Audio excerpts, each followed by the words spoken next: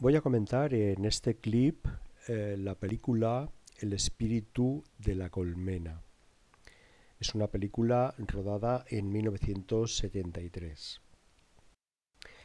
El espíritu de la colmena fue dirigida por Víctor Erice, que es un director vasco, autor también de otra gran película que es El Sur y de El Sol del Membrillo. Es autor también de algún guión cinematográfico y de algún cortometraje. Les recomiendo que localicen en YouTube uno denominado Alumbramiento, o si lo prefieren el título en inglés es Lifeline, porque es realmente una auténtica maravilla. Es decir, es una pequeña joya cinematográfica absolutamente perfecta. Ahí podrán apreciar una de las características de la filmografía de Erice, que es la gran calidad estética. Víctor Erice es un director absolutamente muy meticuloso, muy esteticista, en el que todo elemento cinematográfico, desde la posición de la cámara hasta la iluminación, es decir, está sumamente pensado y sumamente bien realizado. Bien, El espíritu de la colmena es una producción de Elías Querejeta, ya digo, dirigida por Víctor Erice, con guión del mismo director, de Víctor Erice, y de Ángel Fernández Santos, que durante muchos años fue el crítico cinematográfico del periódico El País. Está interpretada en los principales papeles por Fernando Fernán Gómez, que es fue un excelente actor español. Ustedes lo recordarán también probablemente de La lengua de las mariposas, que es otra película sobre la enseñanza. Por Teresa Gimpera, que hace el papel de la madre. Teresa Gimpera realmente fue una mujer que triunfó como modelo, una gran belleza, y se dedicó también al mundo del cine, pero fundamentalmente, digamos, al mundo de modelo fotográfico, modelo publicitario. Y las niñas Isabel Tellería, que no realizó más incursiones cinematográficas, y Ana Torrent, que es la protagonista, y que ha continuado con una carrera de actriz y también de directora. Ana Torrent es la protagonista, que hace un papel absolutamente magnífico, y una característica de esta película es que los personajes en la ficción van a tener el mismo nombre que tiene en la vida real. Es decir, Fernando Fernán Gómez será Fernando, Teresa Gimpera será Teresa, Isabel Tellería es Isabel y Ana Torrent es Ana. Bien, aquí tienen una foto de Víctor Erice dando instrucciones a la pequeña Ana en la película. Realmente hay siempre se dice que no hay que rodar con niños ni con animales, es un viejo dicho de Hollywood sobre las películas, pero esta es precisamente la excepción que confirma la regla, es decir, el personaje, las niñas lo hacen, perfectamente. El título, el espíritu, no voy a contar mucho del argumento porque ya digo, es una película que ustedes tienen que ver y si es posible ver varias veces porque puede ser, ya digo, una de las grandes obras maestras del cine español. Seguro que entre las 5 mejores se encuentra El espíritu de la colmena y probablemente para muchos críticos cinematográficos será la mejor. El espíritu de la colmena, el título, El espíritu de la colmena, hace referencia de entrada a dos cosas. Podemos entender el espíritu de la colmena como el espíritu, aquello que cohesiona, que da sentido a una colmena, es decir, una pequeña comunidad. Y en este sentido podemos entender que lo que estamos viendo es una colmena, una familia en un pequeño pueblo. Esto está reforzado por toda la toda la puesta en escena. Van a ver ustedes estas ventanas con forma de celdillas de colmena, van a ver una iluminación magnífica donde aparece una luz de color miel que nos hace pensar que estamos dentro de una colmena. El padre, es decir, Fernando, copiará o redactará por las noches una especie de texto sobre las colmenas, que son fragmentos de la fábula de las abejas de Mandeville, etcétera, etcétera, ¿no? Entonces el espíritu de la colmena puede significar esto, puede significar aquello que cohesiona, aquello que permite la función de una pequeña comunidad. Pero también significa una segunda cosa. Espíritu en inglés, por ejemplo, o en alemán es Geist, en inglés es Ghost, que nosotros traduciríamos más bien por fantasma. Es el fantasma que se ha instalado en la colmena, es, por así decir, aquello que va a romper su mundo cotidiano, su tranquilidad. Es aquello que se ha introducido en la colmena y por así decir, la ha desbaratado. En ese sentido, la película tiene una segunda interpretación, que es una interpretación política, o si ustedes quieren, histórica. Se refiere no tanto a lo que acaece en esa pequeña familia, como a lo que ha acaecido en España. Es una película que nos está narrando de una manera muy poética y muy exacta también lo que ha pasado después de la Guerra Española. Es decir, la Guerra Española ha supuesto una especie de gran trauma y esto se refleja en lo que le pasa a la niña. Cuando llega el médico a casa prácticamente al final de la película, dice, bueno, la niña ha tenido un trauma, dormirá y luego probablemente no lo recuerde todo. Bueno, pues aquí ya podemos entender que estas frases no se están refiriendo tanto a lo que le ha pasado a la niña como también, o mejor dicho, está a lo que le ha pasado a la niña, pero también a lo que le ha pasado a España después de la guerra. Es decir, ha sufrido un grave trauma y se ha instaurado una dictadura donde, bueno, pues los individuos tienen que sobrevivir, pero casi en un estado traumático. Por eso el personaje, bueno, la figura de Frankenstein o incluso el Frankenstein que se construye en la escuela, la figura del cadáver o la imagen de Franco, pues comienzan a guardar muchos paralelismos. Realmente toda la película es un juego de paralelismos que invita al espectador a hacer sus propias composiciones. Como comentaba respecto del cine de Kiarostami, aquí no hay una película con una interpretación, sino que es una serie de juegos, de similitudes que invitan a que cada espectador al final componga su propia película. Pero vamos, esta relación entre el monstruo que ha aparecido en la colmena y el dictador pues parece bastante clara. Bien, y además de una película sobre lo que acaece en la comunidad o lo que ha acaecido históricamente a España después de su guerra civil, además es una película sobre el cine. Es decir, es una gran película sobre el cine que comienza con un plano de una furgoneta recorriendo los campos de Castilla, que muchos críticos dicen, bueno, que es un homenaje a la diligencia, o incluso la misma proyección de la película Frankenstein, que es lo primero que vamos a ver en la película. Por lo tanto, también es una película sobre el cine y sobre mirar el cine.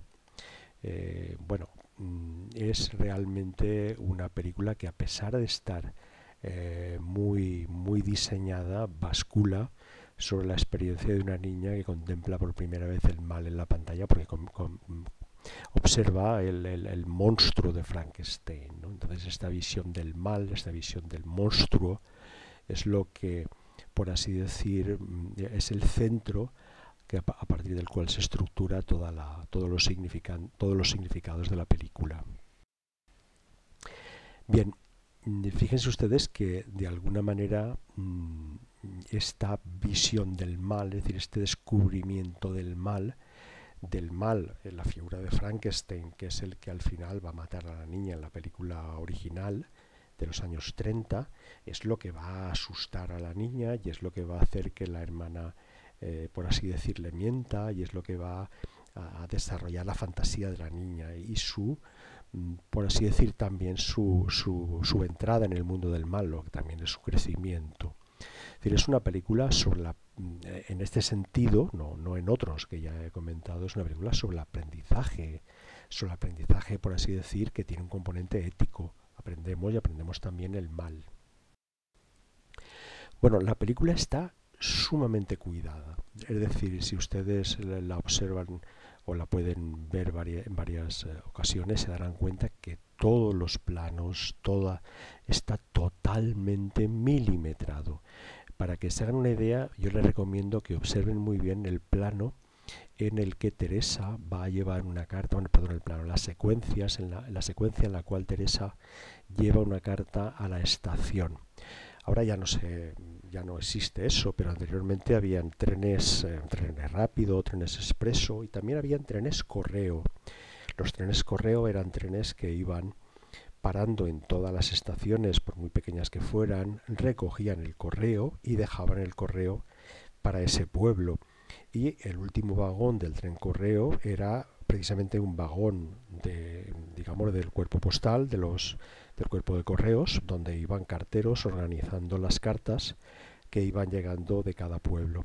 Y era habitual que la gente podía ir al tren correo y dejar una carta en este último vagón, cuando paraba el tren en la estación. Teresa va a llevar una carta. Bueno, no sabemos muy bien a quién está escribiendo. En algún momento podemos leer que está escribiendo por medio de la Cruz Roja a un campamento de refugiados. Probablemente se está refiriendo a un campamento donde hayan refugiados de la Guerra Española, etcétera, ¿no? Hay que decir que tampoco los actores sabían muy bien de qué iba la historia. Quiero decir, por ejemplo, en el caso de las cartas de Teresa hay una anécdota conocida, y es que Teresa no entendía muy bien a quién estaba escribiendo, ¿no? Es decir, tampoco es que el director nos lo diga exactamente, nos sugiere que es algo así, pero nosotros podemos componer nuestra propia película. Entonces el director le dijo a la actriz, a Teresa Gimpera, que pensara en algo que le producía mucha tristeza. Bueno, Teresa Gimpera había tenido tres hijos y uno había muerto. Entonces ella pensó en eso, ¿no? Pensó en la muerte de su hijo y entonces le dio un dramatismo realmente muy acertado a la redacción de esta carta, ¿no? Bueno, la secuencia en la cual Teresa llega a la estación para entregar la carta, ustedes se van a dar cuenta cómo llega en bicicleta, pero su llegada en bicicleta está perfectamente coordinada con la llegada de toda una locomotora y todo un convoy ferroviario. Es decir, esto no es nada fácil, esto exige un trabajo casi de relojería muy fina para poder coordinar todos los movimientos. Es una de las pocas veces que incluso Víctor Erice hace un traveling, es decir, hace un desplazamiento de la cámara. Y se darán ustedes cuenta también cuando marche el tren, cómo la cámara está situada en un punto muy elevado, lo que significa que está probablemente rodado con grúa o han tenido que construir algún tipo de andamio para poder rodarlo desde ahí, que es en donde quería rodarlo el director, ¿no? Lo digo porque si se perciben estos detalles siempre de dónde está la cámara, de cómo se roda una secuencia, se darán cuenta de la exquisita calidad estética que siempre tiene Víctor Erice en sus películas.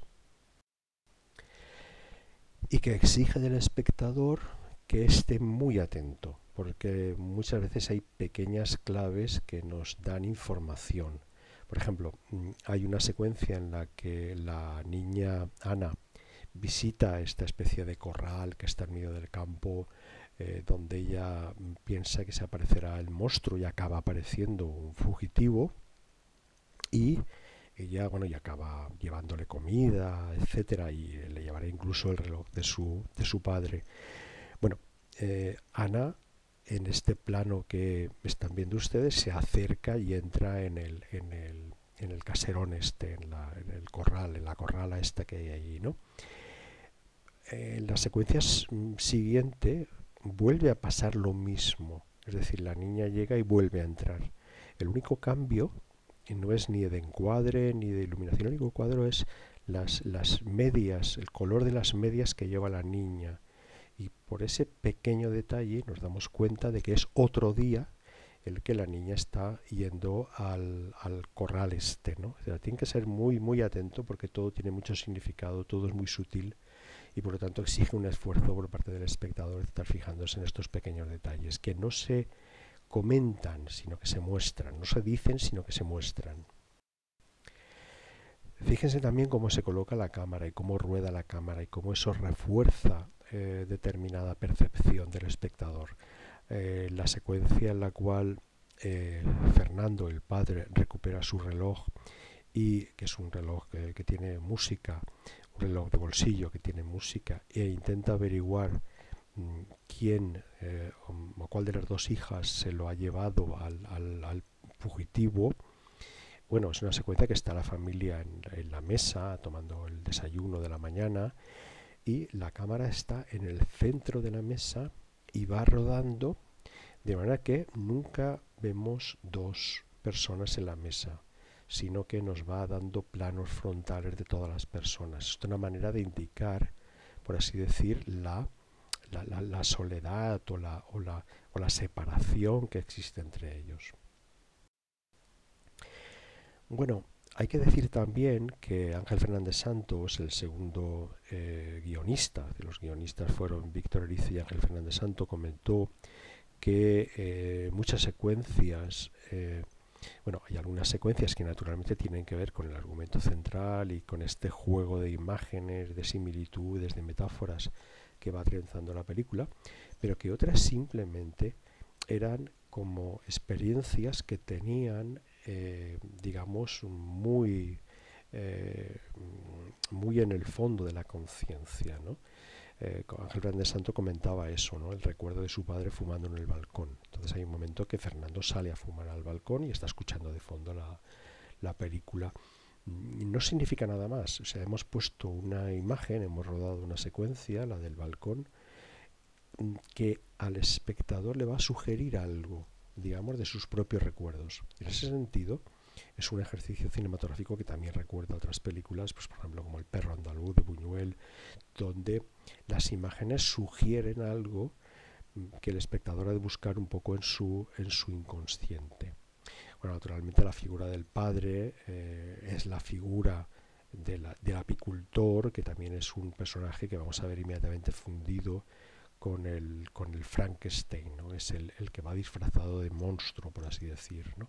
Pero también es el que enseña, dónde está el peligro, en este caso el peligro de las setas, que la niña va a infringir. Y este es un elemento muy importante, ¿no? Es decir, el final nos conduce a una especie de situación casi onírica en la que vuelve a reaparecer el monstruo. Aquí Ángel Fernández Santos comentaba que hubo una discusión importante entre los dos guionistas, entre Víctor Erice y Ángel Fernández Santos. Víctor Erice consideraba que sí que tenía que aparecer al final Frankenstein en cuadro, es decir, tenía que aparecer y se tenía que reproducir la imagen esta del Frankenstein. Mientras que Ángel Fernández Santos consideraba que no tenía que aparecer físicamente, tenía que quedar como sugerido, como imaginario. Bueno, al final, naturalmente, el director Víctor Erice impuso su versión, ¿no? Y probablemente algunos críticos esta aparición física de Frankenstein pueden considerar que desentona un poco de todo lo que es la trama de la película. Pero bueno, también son opiniones de cada uno. Como ya he dicho, la película pivota sobre el plano, o mejor dicho, la secuencia en la cual la niña ve el monstruo, ve realmente el monstruo. Quiero decir, se organizó la proyección de la película en el pueblo, acudió la gente del pueblo a ver la película y en primera fila estaban Isabel y Ana y el director las estuvo filmando con cámara al hombro. Es decir, lo que interesaba era ver la reacción de ella. Naturalmente era una secuencia arriesgada porque podía no haber salido como estaba previsto, pero afortunadamente salió muy bien y podemos ver perfectamente, aunque con muy poca calidad, porque ya digo que es un plano tomado en la oscuridad de la sala, podemos ver la sorpresa de la niña al descubrir el monstruo. Por eso, este elemento de ver al espectador que ve el cine, es el que asemeja totalmente la cinematografía de Erice y la cinematografía de Kiarostami, que ya comenté en clips anteriores y que justificó esta relación entre los dos. Bueno, la figura del fugitivo también es una figura interesante. Realmente nos deja muchos elementos o sea, no nos lo dice todo el director. El director pretende que nosotros hagamos una composición. Estamos en los tiempos de la posguerra, de la inmediata posguerra. El padre es un exiliado, es un profesor que ha sido exiliado, o sea, que ha sido desterrado a algún pueblo del interior. En algún momento vemos una fotografía del padre con Miguel de Unamuno, y en ese pueblo interior pues llega un fugitivo, ¿no? Bueno, es decirles que, por ejemplo, que el personaje de Frankenstein lo hizo José Villasante, que también era cámara quiero decir, utilizaron un cámara de la propia película para disfrazarlo de Frankenstein y que hiciera esta secuencia. El actor que encarna al fugitivo es Juan Margalló, que ustedes tal vez lo hayan visto interpretando el personaje de Julio en la película Campeones. Es el hombre este mayor que lleva el equipo este de campeones antes que lo coja el protagonista. Bien, como he dicho, la película es una película en la que Ana descubre el mal, y descubre el mal por la relación con su hermana Isabel. Hay una secuencia magnífica en que vemos que Isabel ya tiene comportamientos malos, sobre todo en la secuencia del gato, ¿no? Entonces, Ana considerará que Isabel le ha engañado, y por eso, bueno, y después todo el universo que se desencadena con la película y con la presencia del fugitivo y con la relación con el padre, es la que decantará a Ana digamos, a su experiencia del mal. En la película aparece la escuela, pero me gustaría destacar que el interés educativo de la película no es solo por lo que presente de la escuela, sino por todo lo que la película nos está diciendo sobre los procesos de aprendizaje. Es decir, bueno, pero además aparece la escuela, aparece una escuela muy tradicional, la escuela pues naturalmente de la posguerra española, donde las niñas van a la sección de niñas y donde, por ejemplo, pues hay una niña sobre con una pizarra donde está la Virgen, etcétera, etcétera, leyendo el libro de las niñas. Entonces es una escuela realmente propia de la dictadura. Pero bueno, esto no solo es lo que interesa esto, pero también interesan los procesos de aprendizaje que se desencadenan. Y en esa escuela de la dictadura, bueno, pues la maestra, bueno, pues empieza a componer al personaje este de Don José, que no es más que un remedio de Frankenstein. Es un personaje hecho con trozos que vamos componiendo, y por eso la niña pues se queda absolutamente sorprendida o incluso asustada frente a este personaje que no tiene ojos, o que le dice que le pongan los ojos. Bien, una vez que descubre el mal, habrá una secuencia, un plano muy interesante en el que están unos niños saltando por encima de una hoguera, y esto lo está contemplando Ana, que es muy pequeña y que la criada no quiere que se acerque a la hoguera, y en un momento concreto vemos cómo la imagen se congela, y se congela cuando Isabel está saltando por encima de la hoguera. Y ese es un plano subjetivo, y lo que estamos viendo es lo que está viendo Ana, y está viendo que su hermana se queda en la hoguera. Quiero decir, es una especie de... Se suele interpretar este plano como un plano en el cual, digamos, la niña ya tiene una mala intención. O sea, ya le gustaría que su hermana, por lo que le ha hecho a ella, ya verán ustedes más secuencias sobre esto, pues se quedara ahí condenada a la hoguera. Bien, la película excede con mucho lo que yo he podido comentar en este clip. Les invito a que vean naturalmente El espíritu de la colmena. También que vean, que visionen esa auténtica joya cinematográfica que es Alumbramiento, y que también tiene mucho sobre el cine, en definitiva sobre el juego de luces y sombras que es el cine, y sobre las historias del cine. Y naturalmente que vean todas las películas que puedan de Víctor Erice, como por ejemplo El Sur, que es una gran película, o incluso también El Sol del Membrillón, que es una película de otro estilo. Podríamos pensar incluso que las películas de Víctor Erice tienen una cierta continuidad. Es decir, de hecho, él rodó una de las primeras películas que rodó, se llamaba Entre Vías, era un pequeño documental, probablemente fuera un trabajo fin de curso de la Escuela de Cinematografía de Madrid, donde se formó, y narra la historia de una mujer que vuelve del exilio y una joven que marchó del exilio con su padre y que llega a Madrid y baja, digamos, en la estación de Entrevías de Madrid, ¿no?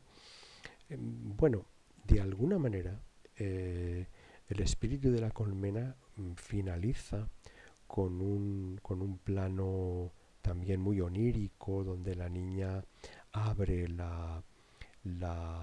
balcón, iluminada por la luz de la luna, y oímos de fondo el pitido del tren que pasa.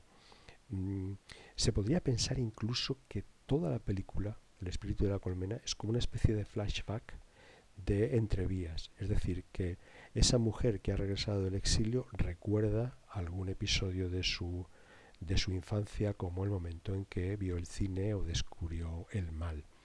Y naturalmente la relación hija-padre que tienen ustedes en El espíritu de la colmena se continúa, se extiende en una relación mucho más compleja, que es la que aparece en la película El Sur.